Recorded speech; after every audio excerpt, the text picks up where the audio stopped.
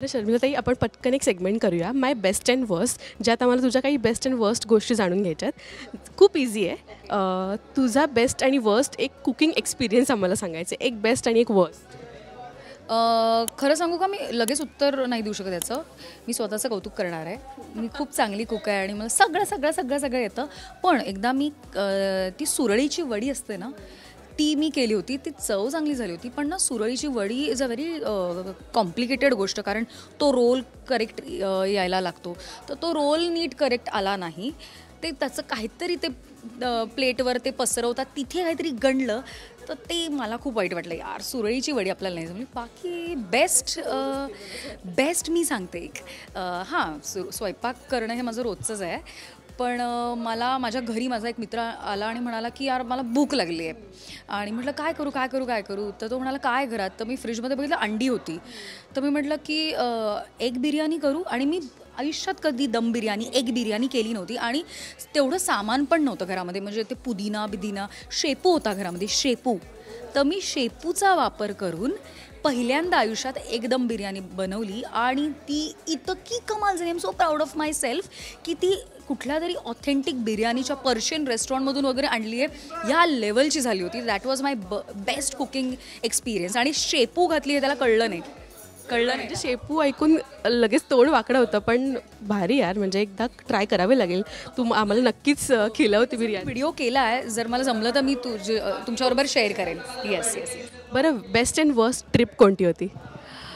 Best trip माझी, मी गेले होते सुंदरबनला. आणि तिथे नाईट सफारी असते. पाण्यामध्ये तुम्ही 2 दिवस त्या बोटीवर असता. That was the best trip of my life.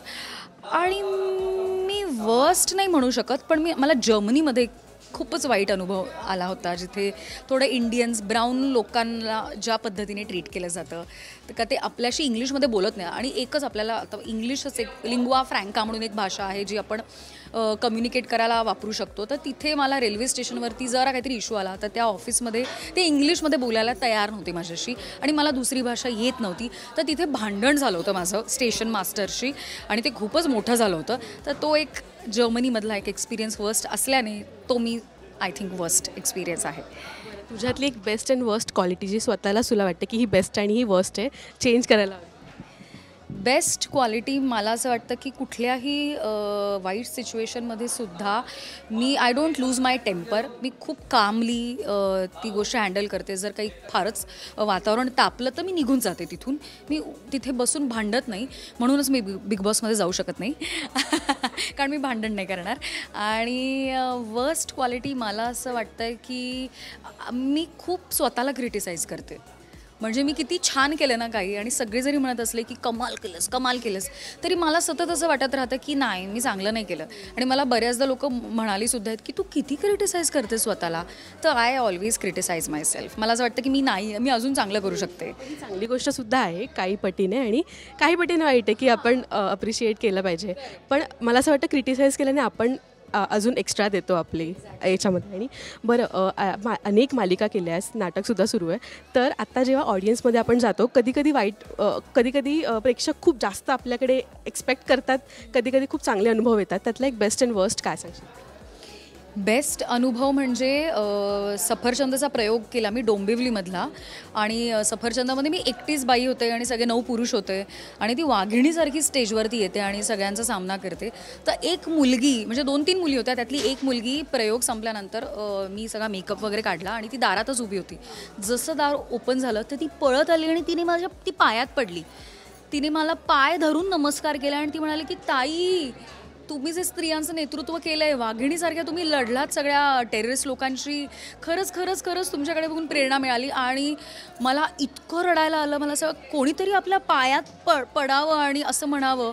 आणि माझं मराठीतलं पहिलंच नाटक होतं. हिंदीत मी नाटकं केली आहेत खूप, पण मराठीतलं माझं पहिलं नाटक होतं. आणि त्या नाटकासाठी कोणीतरी पाया पडून अप्रिशिएट करावं, हे म्हणजे मी नतमस्तक आहे त्या मुलीसमोर आजही, म्हणजे प्रेक्षकांसमोर, की त्यांनी अशा पद्धतीची प्रतिक्रिया मला दरम्यानच होऊ शकतं. हो, हे नाटकात त्यातूनच होऊ शकतं खरं तर. That is the best. आणि अजून एक सॉरी, मला अजून एक आठवली. चिंचवडला आमचा प्रयोग होता. तर एक बाई म्हणजे अशी खूप मोठी नव्हती ती बाहेर थांबली होती. म्हणजे ती मला आतमध्ये भेटून गेली वगैरे सगळं झालं आणि आम्ही खूप वेळ आतमध्ये टाईमपास केला प्रयोग झाल्यानंतर. तरी ती तितक्या वेळ बाहेर उभी राहिली आणि मी जेव्हा सगळं सामान घेऊन निघत होते मुंबईला यायला, तर तिने मला थांबवलं. ती म्हणाली, मॅडम एक बोलू का तुम्हाला, चालेल का? म्हटलं काय? मी खूप वेळ झालं तुम्हाला ही गोष्ट सांगायला थांबली. म्हटलं काय गं? तर म्हणाली की खरं तर टेलिव्हिजन करणारे खूप लोक आहेत, खूप ॲक्टर्स आहेत जे टेलिव्हिजन करतात, पण ॲक्टरची खरी कपॅसिटी काय आहे परफॉर्मर म्हणून ती स्टेजवर कळते. आणि आज तुम्हाला मी पहिल्यांदा स्टेजवर बघितल्यावर मला तुमची खरी कपॅसिटी कळली. हे सांगायला ती मला इतक्या वेळा थांबली होती. And that was like such a great compliment. मी तिला 10 वेळा थँक्यू म्हणाले की ऐश मागून लोक डिस्टर्ब करतात ती जा. तर मी तिला 10 वेळा थँक्यू बोलले की थँक्यू, तुम्ही मला हे सांगितलं, माझ्यापर्यंत पोचवलं. कारण असे कमेंट्स ॲक्टर्सला जोपर्यंत येत नाहीत तोपर्यंत त्यांनाही नसतं कळत की आपण काय करतोय. कारण असा कॉन्टॅक्ट ऑडियन्स आणि ॲक्टर्सचा नाही होत. तर that was the best thing. Worst असं काही झालं नाही. झालंय. मी पुढचं पाऊल करत असताना माझ्या मावशीला भेटायला गेले होते पुण्याला, हडपसरला. तर तिथे ती अशी बैठी घर आहेत त्यांची, अशी कॉलनी आहे. तर तिथल्या सगळ्या बायका मला भेटायला आल्या होत्या घरी. छोटंसं घर आहे माझ्या मावशीचं. तर खूप गर्दी झाली होती घरामध्ये. तर सगळ्या माझ्याशी येऊन बोलत होत्या. एक बाई दारातच उभी होती. ती आत आलीच नाही. तिला 100 वेळा सगळ्यांनी बोलवलं, अगं ये ग. तर ती आलीच नाही आणि ती दारात अशी उभी होती आणि ती रागाने माझ्याकडे बघत होती आणि जणू काही ती मला मनात शिव्या देते अशा पद्धतीने ती बघत होती. जा ना यार, खूप डिस्टर्ब करतायत.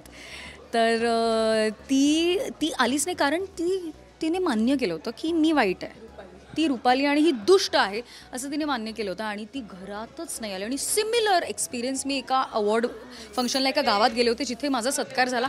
अख्ख्या त्या गर्दीमध्ये एक बाई डोळे वटारून माझ्याकडे कंटिन्युअसली बोलत होती. एका पॉईंटला तर मी इतकी डिस्टर्ब झाले, माझं आणि भाषण चालू आहे आणि ती समोर माझ्याकडे बघतीये, तर मी डिस्टर्ब झाले आणि मी थांबले आणि मी बोलले माईकवर की मला थोडंसं हे अनइझी होतं आहे, तुम्ही काकू तुम्ही अशा का बघताय माझ्याकडे, मी बोलले.